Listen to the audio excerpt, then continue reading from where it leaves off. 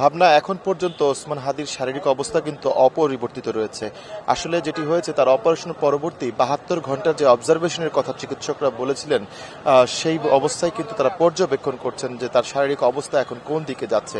বেশ জটিল কিন্তু অপারেশনটি হয়েছে। তার ব্রেইনে যে একেবারে বলা চলে যে ছিদ্র হয়ে গেছে, এরকম একটা পরিস্থিতিতে তার যে চিকিৎসা চলছে, এই চিকিৎসাটিতে আসলে অবজারভেশন ছাড়া আর কিছুই চিকিৎসকদের করার নেই, এমনটি কিন্তু বলছেন আমাদেরকে যারা এখানে হাদিকে দেখতে আসছেন তারা।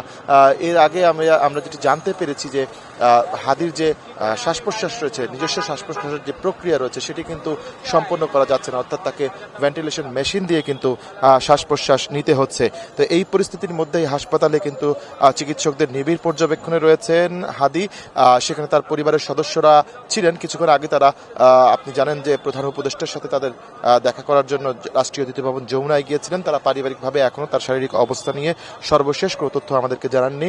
তবে এর কিছুক্ষণ আগে এখানে সাধারণ সম্পাদক রাশেদ খান এসেছিলেন। তিনি যতটুকু বলছেন আমাদেরকে যে তার শারীরিক অবস্থা এখনো সংকটাময়, তিনি এখনো খুবই ভালো হয়েছেন সেটি বলা, এরকম হত্যা কিংবা হামলার শিকার হতে হচ্ছে এবং এই বিষয়ে সরকারের দ্রুত পদক্ষেপ কামনা করেছেন, যেন তাদের নিরাপত্তা এবং তাদের যে দৈনন্দিন জীবনযাপনের যে কার্যক্রমগুলো রয়েছে এবং বিশেষ করে সামনে নির্বাচনের যে নির্বাচনী প্রচারণা রয়েছে সেখানে যাতে নিরাপত্তা নিশ্চিত করা যায়। একই সাথে তারা আগামী ৬ ঘন্টার মধ্যে হাদিকে যারা হামলা করেছেন তাদেরকে গ্রেপ্তারের জোর দাবি জানিয়েছেন, অন্যথায় লাগাতার কর্মসূচি এবং আন্দোলন করারও তারা হুঁশিয়ারি দিয়েছেন।